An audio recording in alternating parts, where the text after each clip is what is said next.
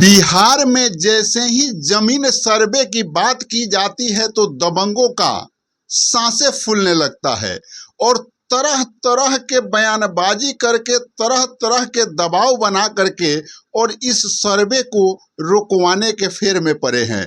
नीतीश कुमार पर लगातार दबाव बन रहा है कि आप इस सर्वे को रुकवा दीजिए, अन्यथा आने वाले विधानसभा चुनाव पर इसका प्रतिकूल असर पड़ेगा। इन तमाम चीज़ों को मैं इस वीडियो में आपको विस्तार से बतलाऊंगा और क्या मानसिकता है इन दबंगों का। हर गांव ग्राम में कहीं ना कहीं से दबंग लोग होते हैं और वहां गरीबों का वह जमीन किसी न किसी रूप में हड़पे हुए हैं। उन लोगों का तो सांसें फूलना लाजमी है और ऐसे स्थिति में सारा चीज जो है मुख्यमंत्री नीतीश कुमार पर छोड़ दिया जाता है। आखिर क्या घटना चक्र है, सर्वे होगा कि नहीं होगा, क्या कुछ होने वाला है, इन तमाम चीजों पर हम लोग विस्तार से इस वीडियो में चर्चा करेंगे। तो वीडियो पर बने रहिए और एक एक बारीकी को जानिए और वीडियो को ज़्यादा से ज़्यादा लोगों के पास पहुंचाइए ताकि वे लोग भी सच्चाई से अवगत हो सके।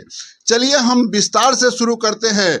आदरणीय नीतीश कुमार जब हर एक चीज को देखते हैं तो उन्हें लगता है कि बिहार में जो है 90% जो घटनाएं होती है वे तमाम घटनाएं जमीन से जुड़ी हुई है। जब उन घटनाओं के तह में जाया जाता है तो यह देखा जाता है कि कहीं न कहीं से वह घटना जो घटित हुई है वह जमीन के आड़ में ही घटित हुई है और एक न्याय के साथ विकास के लिए प्रसिद्ध नीतीश कुमार इन चीजों को देखते हैं और उन्होंने मन ही मन यह विचार करते हैं कि सबसे पहले अगर बिहार में ये घटनाओं को कम करना है, मुकदमाओं को कम करना है, तो वैसे परिस्थिति में जमीन को पारदर्शिता लाना होगा। जमीन में जब पारदर्शिता हो जाएगी तो घटना कर्म जो है अपने आप कम हो जाएगा। ये नीतीश कुमार का सोच होता है और इस सोच के तहत नीतीश कुमार जो है बिहार में सर्वे कराने की प्रक्रिया शुरू करते हैं। सर्वे कुछ जिला में होते भी हैं और तमाम तरह के अनुभव से जो है पूरे बिहार में इस कार्य को कराने का निर्णय लिया जाता है। अब जब पूरे बिहार में इसको कराने का निर्णय लिया जाता है और 20 अगस्त को इसका ऐलान कर दिया जाता है कि सूबे बिहार के 45,000 गांवों में जो है सर्वे का कार्य कराया जाएगा, तो गांव ग्राम के जो दबंग लोग हैं उनकी सांसें फूलने लगती है और जब सांसें फूलने लगती है तो वे लोग जो है राजनीतिक पार्टियों पर दबाव बनाना शुरू करते हैं। हम आपको बतलाते चले कि ऐसे ही कहा जाता है कि बीजेपी आखिर पार्टी किसकी है।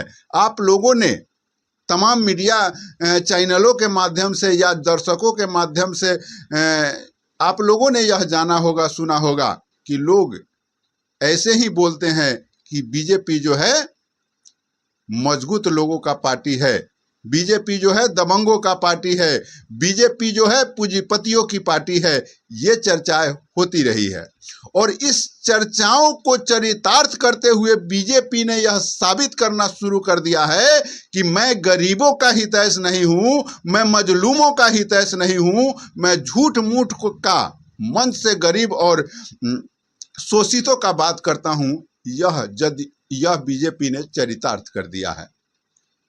इसलिए चरितार्थ कर दिया है कि लगातार मैं यह बातें सोशल मीडिया के माध्यम से हो या इलेक्ट्रॉनिक मीडिया के माध्यम से हो या प्रिंट मीडिया के माध्यम से हो, इस ग्राउंड पर कह रहा हूं। कई एक जगह यह बातें आई है कि बीजेपी जो है लगातार नीतीश कुमार पर दबाव बनाए हुए है कि आप इस सर्वे को रोक दीजिए, या तो इसको हमेशा के लिए रोक दीजिए और अगर हमेशा के लिए रोकना नहीं चाहते हैं तो कुछ दिन समय बढ़ा दीजिए।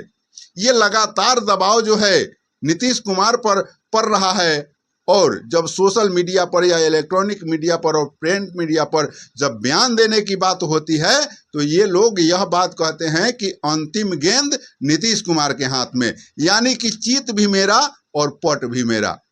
अगर नीतीश कुमार फैसला लेते हैं कि सर्वे नहीं कराना है और नुकसान होता है तो उसका जिम्मेवार वह होंगे।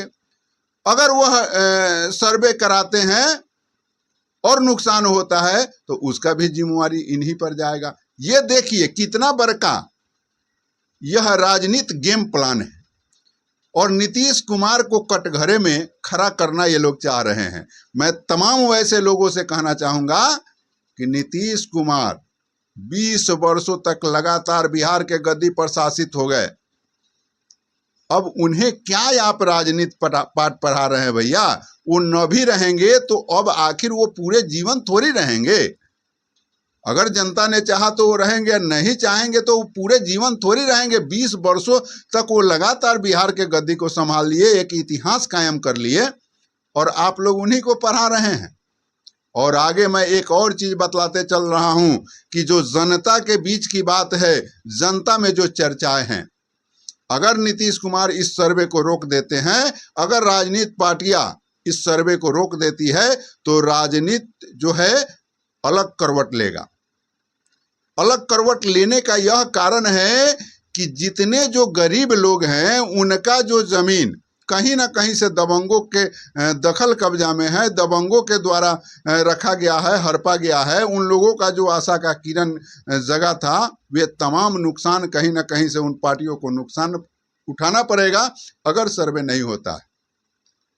मुट्ठी भर लोगों के वोट देने मात्र से किसी का सरकार नहीं बनता है।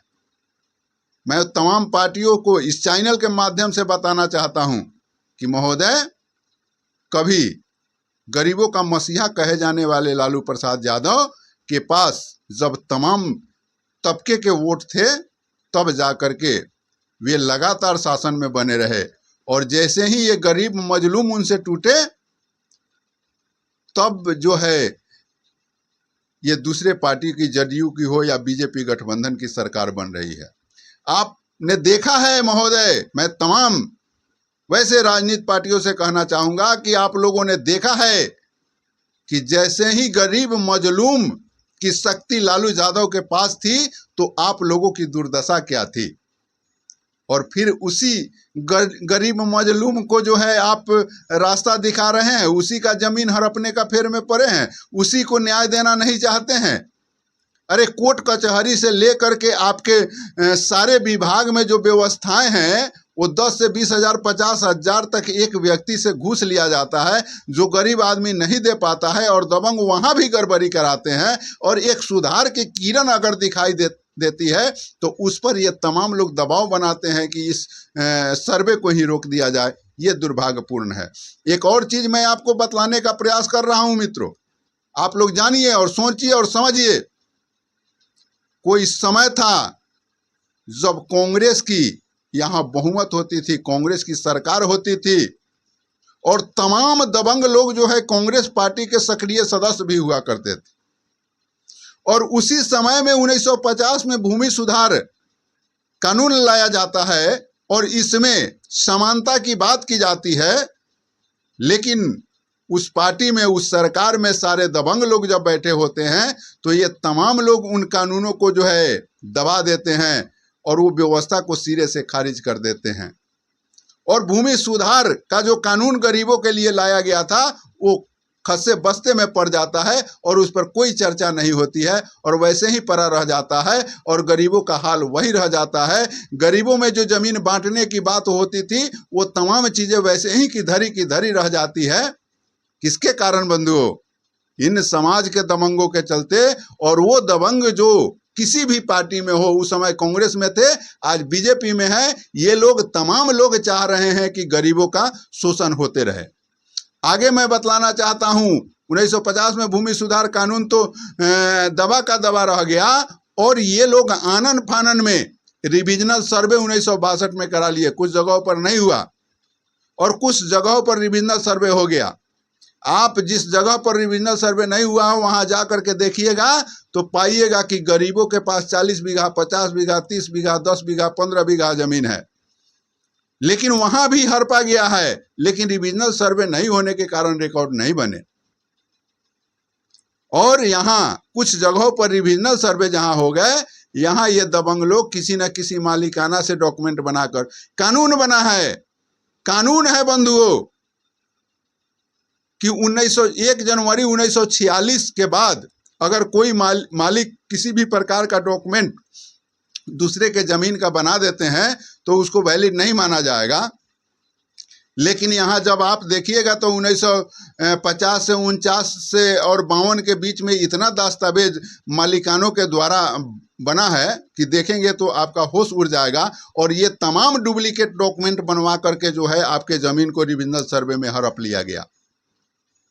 और जहां इन दबंगों को यह राय देना चाहिए, इन नेताओं को यह राय देना चाहिए, जिस गरीब के वोट से ये नेता जीतते हैं, इन्हें यह राय देना चाहिए सर्वे विभाग को, सर्वे सिस्टम में, या जो भी सर्वे को निर्धारण कर रहा है या सर्वे को जो करा रहा है उसे यह राय देना चाहिए कि इसमें यह त्रुटि है, इसको दुरुस्त किया जाए, इसमें यह लाने से गरीबों का हक और जुड़ जाएगा। और रिविजनल सर्वे को रिविजनल सर्वे कहा गया, उसे टाइटल नहीं कहा गया, और उसी को फिर आधार बनाया जा रहा है। आप सोचिए, यहाँ भी गरीबों की हकमारी की बात हो रही है। वहाँ कब्जा के आधार पर सर्वे कर दिया गया रिविजनल सर्वे। आज कागज की बात होती है, तो कागज की बात होती है, कागज की बात तब ना सही होगी जिस दस्तावेज से टाइटल बनता है। यानी कि जो अंग्रेज का जो सर्वे कराया गया था वह निष्पक्ष सर्वे था, और वह सर्वे जो है 1894 में कराया गया, कहीं 1914 में खतियान मिला, कहीं 1912 में खतियान मिला, कहीं 1909 में खतियान मिला।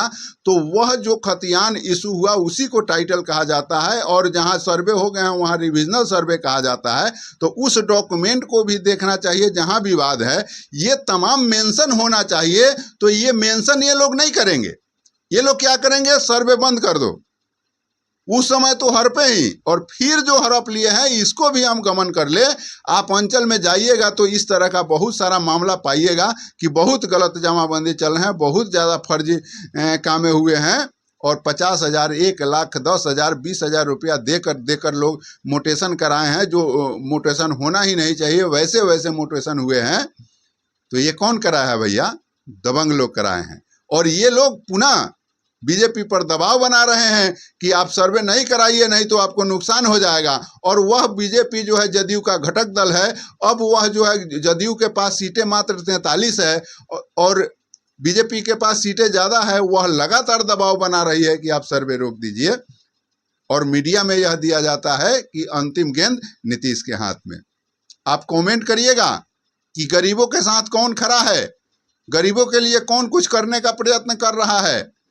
और जिस पार्टी को हम लोग वोट करते हैं या वोट दे करके तमाम लोग जो है जिताते हैं, वह गरीबों के हक के लिए कितना कार्य कर रहे हैं, उनको भी कमेंट के माध्यम से जवाब दीजिए। चुप बैठिएगा, अधिकार नहीं मिलेगा। जय हिंद।